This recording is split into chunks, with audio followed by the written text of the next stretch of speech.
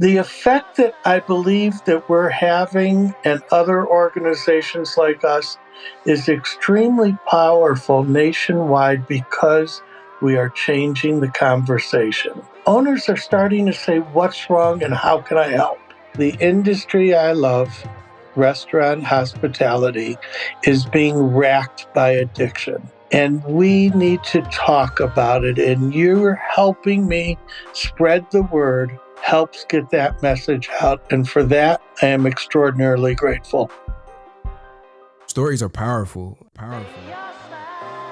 Welcome to the Rise, Recover, Live podcast, brought to you by The Phoenix. This is a space where people impacted by substance use can come to share their story of strength and resilience, get open and honest, and inspire hope and build community through shared experience. We'll be talking to people in our community on their own recovery journey and shine a light on the topic of recovery in all its forms. Maybe you'll hear some of your story in theirs. Let's show the world that together we rise, recover, and live.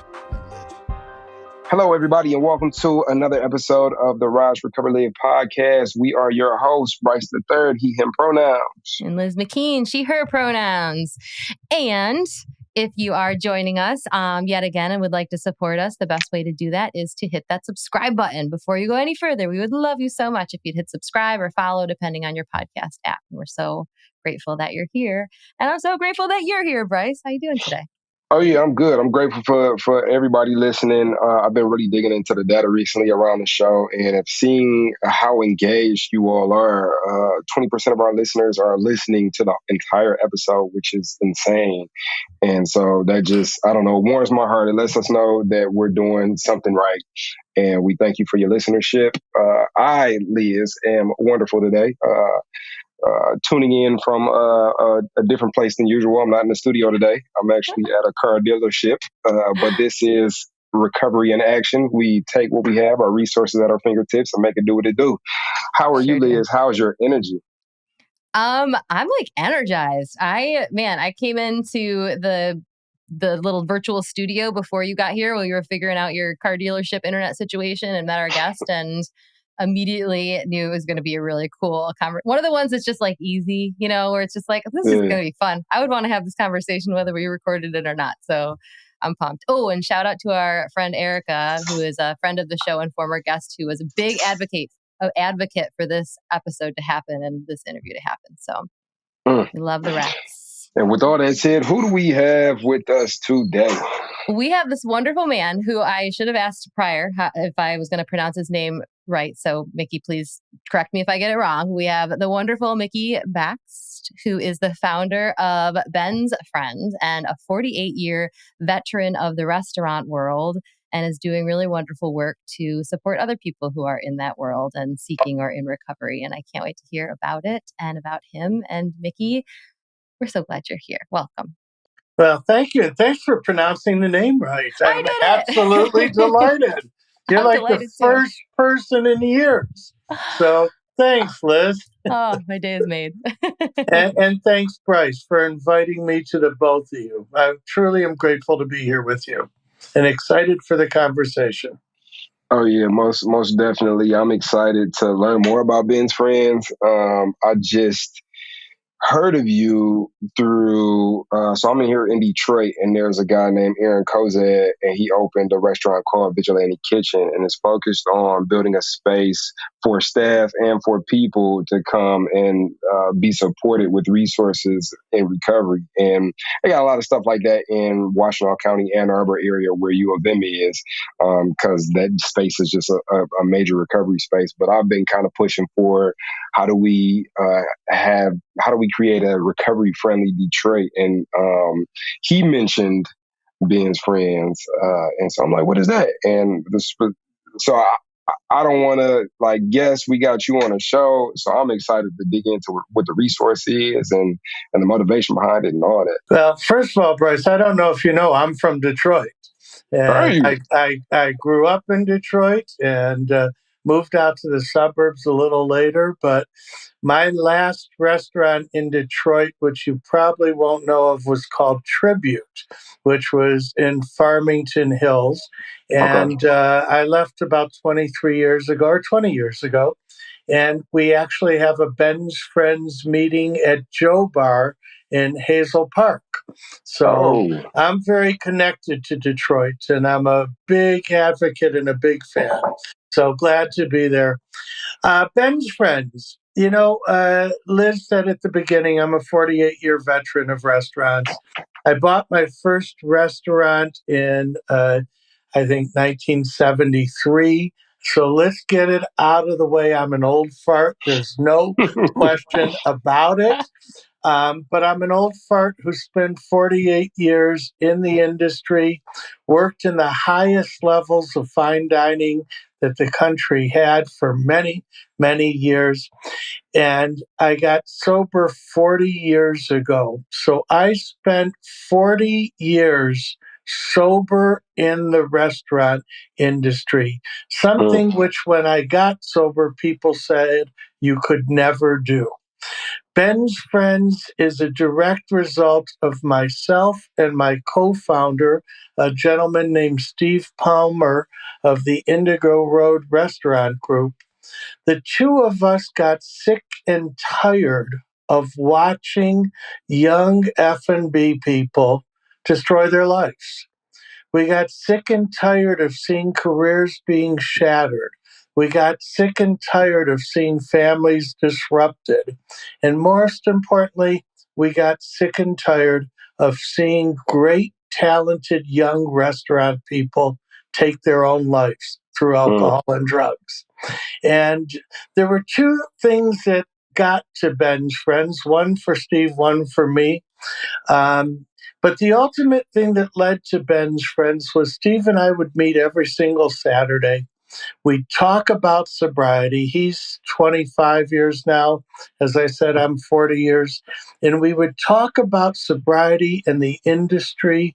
And every week we got together, we heard about another, I say kid, because I'm old. Every week we talk about another kid who fucked up their lives. And every week we said we need to do something. Two things happened. One, I did a dinner for a nationally recognized chef and a whole horde of literally some of the finest chefs and food media people. And the kid who cooked the dinner that night, his name was Drew Tucci. He went home after cooking for all of these iconic people, his heroes. He went home and drank and drugged himself to death. A few weeks later, a chef working for Steve did not show up for work. He had flown into town from another city to help my partner open up this restaurant. He was working on a line with three sober chefs who had no idea of his background. And he didn't show up, and Steve went and found him dead in a hotel room. That man's name was Ben Murray, and Ben Murray gave Steve and I the motivation to start a group for F&B people struggling with sobriety. We started in 2016. Today, we have 28 live chapters in 28 different cities. We meet daily online with Zoom meetings. We have nightly meetings. We have female and male meetings. And we have a meeting for spouses and siblings and friends of the suffering addict. Our mission is different than AA, but I want to say very clearly, I got sober in AA. When I got sober, there was no Ben's Friends, there was no Dharma Recovery, there was jack shit. In Detroit, there wasn't even NA. There was actually, that's not true. I remember going downtown to an NA meeting, and every time you went, the leader from the time before was stoned again. So there was no long term sobriety. We started this, we believe in AA, but we also knew that restaurant people live a different life. We have a different set of stressors. We have different hours. We are separate from the quote unquote 9 to 5 world. And that brings on issues that are unique to our industry. And we knew that many young people in our industry could not connect with AA. And we wanted to create a space to help guide them to a better way of life. And that's what Ben's Friends is. Our principle is based around the word we and community. The reality is most of us worked, went home, can I swear here? You Do be your you. thing. Went home, got fucked up, hid behind closed doors and shades pulled down at the end of their addiction and isolated. We have created a community of chefs, bartenders, line cooks, hosts, GMs, owners around the country who together not only share their passion for finding sobriety, but their understanding of the lifestyle that we in the restaurant live. That's my summary. Take it away, Bryce. Take it away. No, that's absolutely phenomenal. Just to clarify, when you say F&B, are you saying food and beverage? Is that what that Food and stands for? beverage people. Yeah. It's Okay. it's really geared for those who are focused on the hospitality industry. Mhm. Restaurants, hotels, people that work those different hours that are surrounded by booze. But for us it started with restaurants and it has spread to where people in hotels are coming to us because they understand many of the stresses. Mm. That is so wild. That is, well, I did you ever work in a restaurant, Bryce? Were you ever in the food and beverage industry? I have never worked in a restaurant. Okay, The I hell's wasn't sure. wrong with you? There's still time. He's young. Maybe. Restaurants, I don't know if you're aware of this, but depending on the statistics that you look at and where you get your information, restaurants has one of the highest percentage of drug and alcohol abuse of any industry in the country. Mhm. Mm, There are reports that as many as 24% of restaurant employees struggle with addiction or pre-addiction. Yeah. It is an epidemic in this industry that outweighs virtually any other industry. The argument is that coal miners are equally up there and construction workers. But Mm. those three make up the top industries for percentage of abuse. Mhm. mm, and I'm curious, like, why do you think that is? Well, I can tell you with restaurants, I have my own personal feelings. We're a bunch of misfits. We come into, we come into restaurants and, a lot of us don't know what we're doing. Many people get into the restaurants because they don't know what else they're doing. They Mm, don't know what's going to happen. Then they get into an environment that's completely and totally surrounded by booze. mm, Everywhere. In the kitchen, in the dining room, wherever you go, there's booze. Mhm. People are drinking all night as you're serving them. You're surrounded by that feeling. Then you're Mhm. getting off of work at 12, 1, 2 in the morning. There's nowhere else to go. You get off of work at 5 o'clock, you got 6 hours to unwind before you fall asleep. You get off of work at 2 o'clock in the morning, there's nowhere to go. You can't sleep. mm, Mhm. So you go out and you party with the other ones who are there. And Yeah. then for those who have a propensity towards addiction, it's like an open door. There's so many reasons people don't understand. Well, you just work in a restaurant. A kitchen is arguably as So stressful as any stressful. place you've ever been. mm. A dining room with people yelling at you and grabbing you and telling you is stressful. And Mhm. so people don't understand the extremes of that. Yeah. Yeah, and Yeah. that's a community builder in itself. Like I remember, Hmm. I have just a few years of restaurant experience, but like that being yelled at and being in that stressful situation and being just like in a place where everybody else is having a great time and relaxed and then you're just like trying to survive and keep your head above water.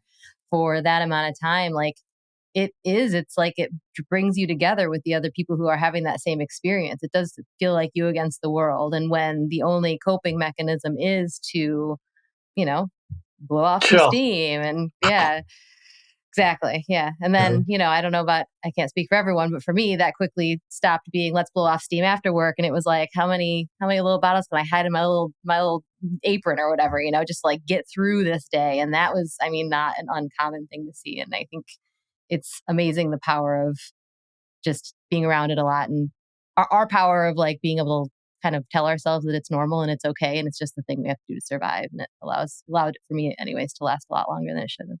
Yeah, and it's pervasive in the industry. It really is. Yeah. I mean, there are restaurants today that I know that the shift is started with "Let's have a shot to wish us good luck going forward." I mean, it's insanity. And the truth of the matter is, and I will take ownership of this. The industry that I love did not always treat our people really good. We worked people 6 days a week, not 7 days a week. We said, forget that you have a wedding, forget that your mother is sick in the hospital. We need you here. And we worked people ridiculously hard, and we didn't give them a chance to breathe. I say that as a past owner. I look back, we didn't care enough about our employees at times to treat them as well as we treated our guests. Somebody came to work drunk. I told them to get the fuck out of here and don't come back. Never did I think to myself, what's bothering so and so? What's happening? Why are they behaving like this? Let's talk about it. Our industry was very, very callous, and I get a lot of shit about that, but it's true. We did not take the time to care for our employees the way we needed. And so you had this cauldron building that Liz just so wonderfully put. You had those stresses, and then you had owners that kept pushing and management that kept pushing. It was a boiling pot.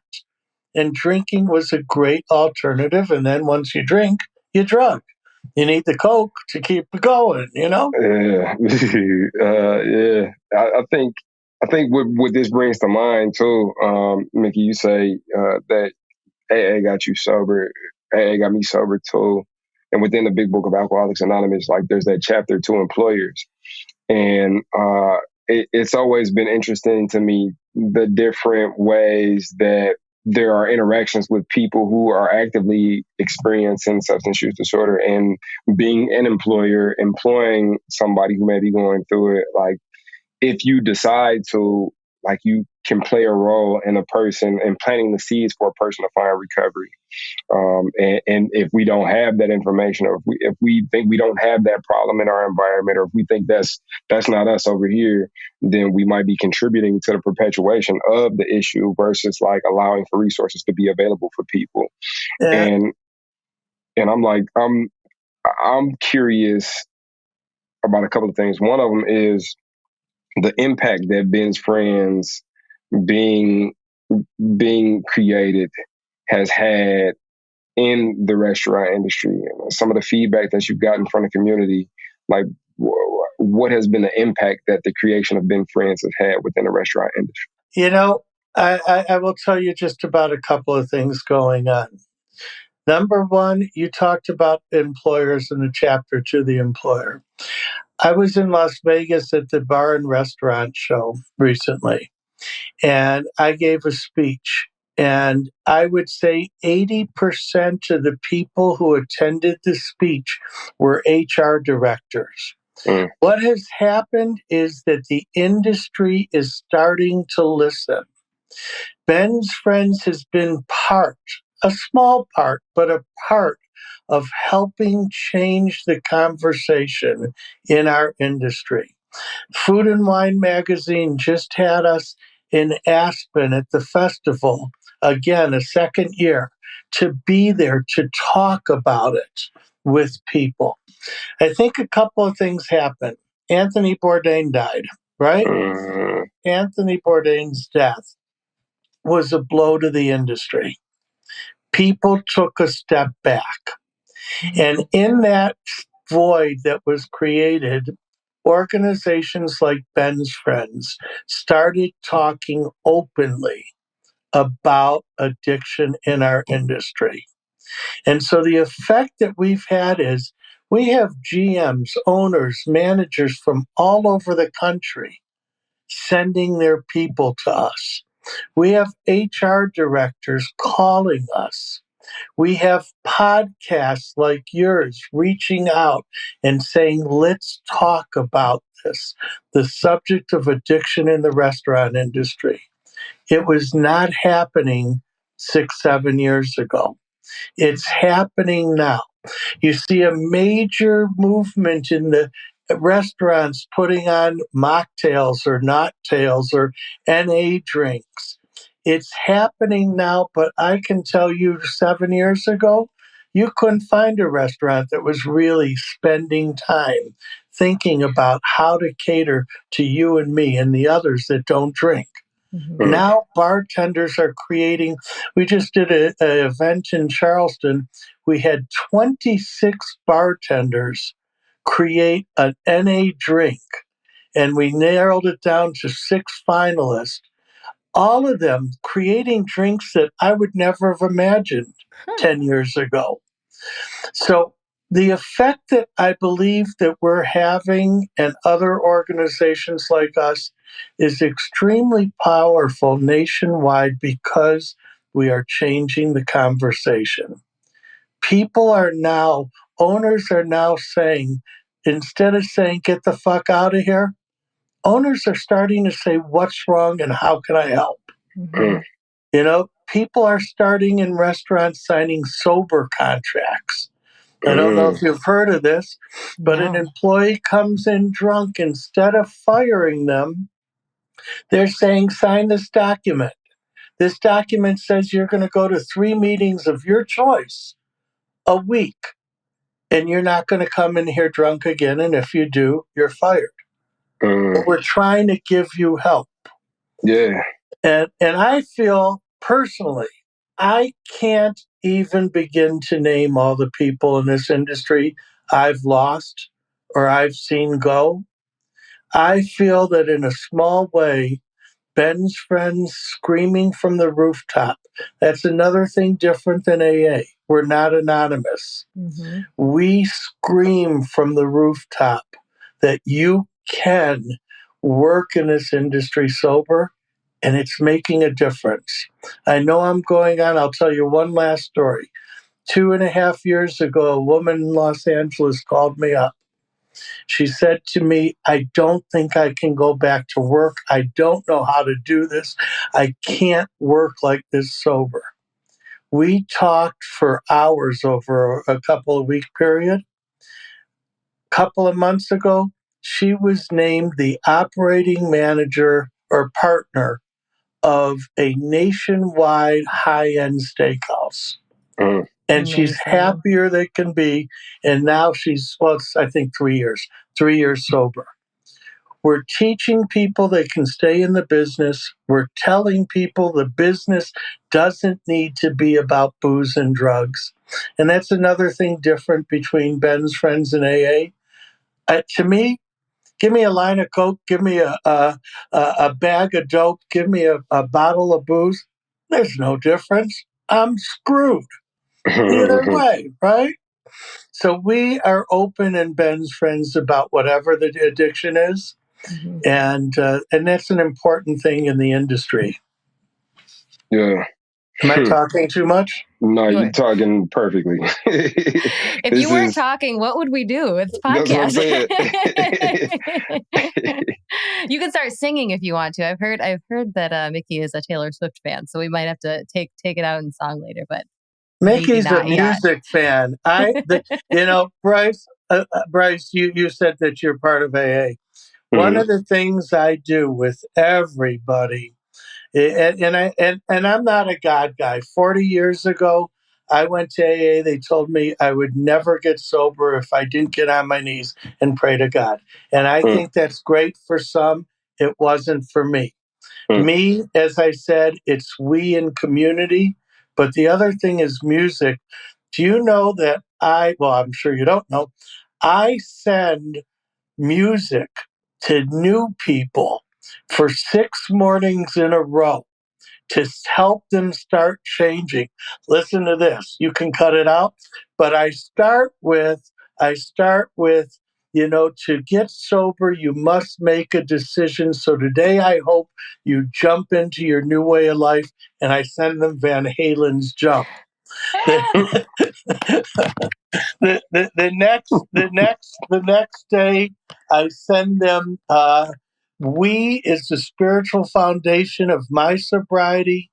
For me to get sober, I needed to create a community because we can all get by with a little help from our friends. mm. I said, Was that the I do this Beatles? for 6 days to everybody. It's fucking crazy. It's the No, best thing ever. that's beautiful, and I think that hits on that intersection too. Because I did want to touch on like what made, because you said a couple of times like what made you like the industry you love, and this is how the industry you love had treated the people that were working with you, and so I'm interested into like what made you fall in love with the industry to begin with. But real quick, while we on the topic, like food and beverage and music go hand in hand. Like when I first got started, I'm a performing artist. That's evolved into a ton of things that could just be encapsulated by storyteller. But when I came home from rehab, like the first thing on my mind was like, I'm not gonna be able to enjoy music anymore. I'm not gonna be able to enjoy shows anymore. I'm not gonna be able to create or go to these spaces where the open mics were. And then I found a way to like navigate those spaces, but like the resources, I couldn't really find them. I had to navigate those spaces in solitude, equipped with what it is that I picked up from my 12-step community. And now what I'm seeing is, you got organizations like Ben's Friends, NA Drinks, and the industry evolving into inclusion. And then you got things like, the Phoenix and 1 Million Strong and creating sober spaces at festivals. And it's like, oh, there's an on-ramp, sober sections at sporting events. There's an on-ramp for me to come and integrate into society with this new way of life intact. And in fact, I can do it with community and continue to like lean into this new identity, because it's like I've had to let go of the old me to create this new me. And who we are, like there's so many different elements: music, food, outings, sporting events, concerts, and it's just a beautiful thing to see this work going on. But with besides that, I am like super curious as to like what made you fall in love with the restaurant industry in the first place. Before I get to that, you just made me smile. I don't know, Liz, and you don't have to divulge. I don't know if you're in recovery or not. None of my business. I am. You are. But just imagine all of us. I didn't think I would dance again. I didn't think I would laugh again. I didn't think I could go to dinner with friends and have a good time again. I mean, just think of how afraid we were that if we stopped using, we would no longer. I didn't think there'd ever be fun. Nope. I mean, I Same. remember dwelling on how am I going to dance at my daughter's wedding? Not only didn't I have a daughter, I didn't have a girlfriend. The fuck was I thinking? So you're absolutely right. Everywhere. We just did a space at the Tales of the Cocktail, the biggest bartender convention in America. Ben's Friends was there for sober people. So you're absolutely sporting events. We're talking to the Super Bowl about a sober spot that we can do. So you're right. It's phenomenal. How did I fall in love with it? It's really simple. I always say I keep everything as simple as possible because I'm really basically an idiot and I'm not that bright. I Disagree. don't want to sound corny, but I was doing drugs and drinking with a guy who owned a restaurant. We were great friends. And one day I never thought about being in the restaurant business. And one day he said, my doorman can't make it. Will you check IDs? It was a restaurant on a beach in Newport Beach, California. I will never forget the feeling of standing in front of those people, making them laugh, making them feel good. And I remember somebody came out, a couple, and they said the restaurant was great, but being in line waiting with you was the best part. And I knew that moment I had to do more of it. And I am, like I said, simple minded. I did it for 48 years. I'm front of the house. I love making people smile. I love creating experiences. I love buying a dinner for the two people that spend a year saving up to do it because they can't afford to come to this restaurant. I love seeing people hold hands when they walked in miserable. I love the way the air felt against my cheek as I walked through the dining room to shake somebody's hand and put my arm around their shoulder. That's why I was in it. I think That's I'm a how I little in felt. love with it. I'm sorry. I'm going to have to, this podcast has been fun, Bryce, but I think I'm going back to the restaurant industry. I'm sold. There was magic, Christ, in being in the front of the house. And the other thing is, and this is again, this is not to sound arrogant, and I beg you, it's not the intention, but I was able to meet people that gave me the ability to help other people. Besides Ben's Friends, I have another charity called Feed the Need in Charleston that has raised millions of dollars and fed hundreds and hundreds of thousands of meals. Besides Ben's Friends, because of the restaurant industry, after 9/11, I was able to create an organization that helped the families of those who lost people, find their way. The restaurant industry gave me gifts beyond what I can express. That's beautiful. So beautiful. We've had a few It's people. beautiful. Yes, you are. Told you he'd sing. I told you. Well, I think, that's the cool thing about, well, just the recovery community, I think, is just brimming with this. But people who have, parts of their lives where where there's a great love, great, joy, things that they're really good at. Also, folks who have great privilege and like taking those things and wrapping them up in a bow and like giving with them, and like finding ways, how do I give back to this world that has given me so much? How do I give back to, whether it's an industry or a community? And and you've just done that so much. And I think, you don't have to be, for people listening, like you don't have to own a restaurant or even like restaurants to do that. Like we all have our little corners of the world that we can just do so much good in. And I'm so grateful for everybody I in this want to community be that does very it. clear, Liz. I am not a rich man. I never write checks to charities. What I do is I ask how they need help. And one of the Amazing. things, Bryce, for sponsors, when I sponsor people, one of the things I insist on is pick something that you can get out of yourself and give back to others. It's essential to sobriety, in my opinion. Yeah, it is. It is. Service is it's that thing. We've called it that on this show multiple times, like a selfish selflessness. Getting outside of myself is essential for me to be able to continue to show up in my own sobriety. Absolutely. And so many people, like how you said, opportunities that opened up for you. So many people did that for me. And in hindsight, if it wasn't for them, I wouldn't be where I am today. And so it's like you keep that energy going. And it's a beautiful thing to be a part of. It's like, we found, and I can tell by the way that you've been describing the restaurant industry, the way that you just described hospitality. Like it resonated with me, a performer, a speaker, a writer.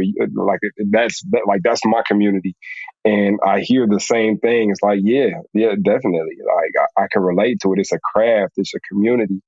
And the beautiful thing about recovery is that we become intentional contributions to our community. And I think this episode will speak to so many people that may not even be aware of this process taking place and may not know where to find that community, may not have even known that it existed, but feel that, I have this hole that needs filling. And so they may be super excited to learn more about Ben's Friends and like, where can people find Ben's Friends meetings? Where can they look into it?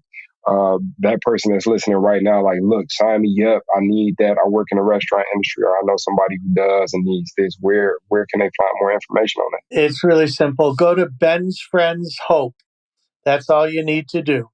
That's the website address. We are creating a new website, but there's one there. All of our meetings are there. You don't need to download anything.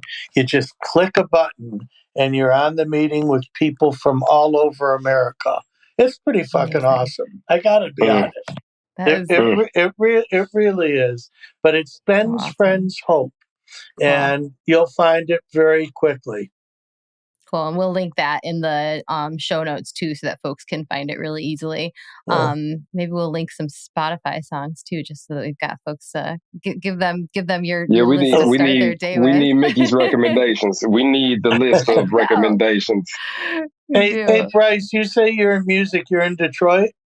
Yeah. I was going to ask if you're still out here, or if you come out here. No, I was just going to say, we were just there a little while ago. We went to Hitsville to the new museum. Have you been there yet? I have not. You went to the opening? No, we went to it after the new one. Yeah, You've they never did been? I have not been there. Bryce, let me just tell you something. Let me tell you. You have to. I'm a Motown. My first concert I was taken to was the Motown Review, with little Stevie Wonder being dragged off the drums, and Marvin Gaye and Smokey Robinson and the Supremes and Temps and all on one stage. Oh my goodness! Go see Hitsville, because it is mind-boggling what came out of Detroit. It's mind-boggling. It'll be eye-opening to you. And I got to brag on the city. It's mind-boggling what's coming out of the city right now. It's crazy. Oh, I've seen some things going on up there. Yeah, my guy Dre Sconey. Shout out to Dre Sconey. He's a Motown Hitsville artist. He was up at that opening. They did like a relaunch or something like that. I got to get up there. It's kind of one of those things where like something's in your backyard and people come from all over the world. Like I live right down the street from Henry Ford Museum, and people come all around the world from like to go to that. But I just haven't. So I need to step out. You need to go see it. You need to go see it. Liz, where are you? I'm in Tampa. And that's right. You said that. I'm sorry. I have a simple mind. My mind's like a perfect sieve. Everything drips through. I'm the same. I'm that way with names. Names will, luckily in this podcast, we all have our names on the screen, but man, I panic, and immediately the sieve is the very big holes for names when people introduce themselves. So totally understand. Yeah. And next time you're in Tampa, you're going to have to reach out, because clearly you come here when the cool music comes here. Well, you didn't think Taylor Swift was that cool? I think it's so cool. but let me tell you something, both of you. I have seen the greatest acts of the last 50 years, from Motown to 3 of the Beatles to jazz artists. I used to go to the Pontchartrain Jazz Festival every year.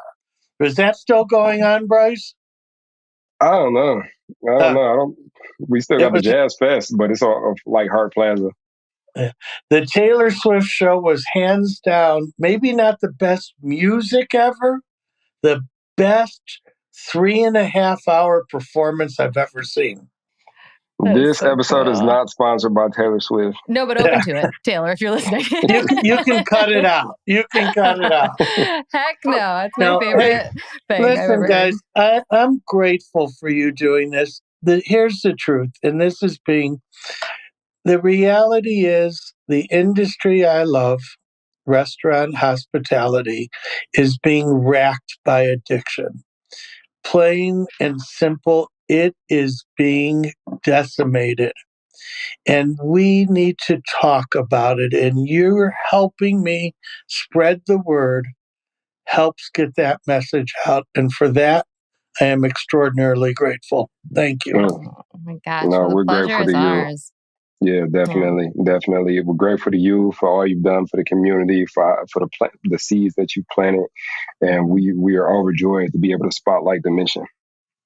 Yeah, we sure Thanks, are. guys. Well, All Mickey, right. before we get out of here, any words that you would like to impart on someone who might be listening right now, who's in the restaurant industry, might be struggling and might just not be quite sure if this is possible for them? There is a world in restaurants that is greater than anything you've ever imagined with sobriety. And to find it, all you have to do is reach out to another sober person. And I guarantee you, you're working with one. Reach out, come to Ben's Friends, go to AA, make that first step. And I promise you, it is magical. Sobriety in the industry is fucking dream. I don't know. Mic drop. I think we did it. Well, thank you. Thank you so much, Mickey. I'm so grateful that we got to do this conversation against all odds with mountains and Nissan dealerships and me with unwashed hair. We did it, guys. I'm so proud of us.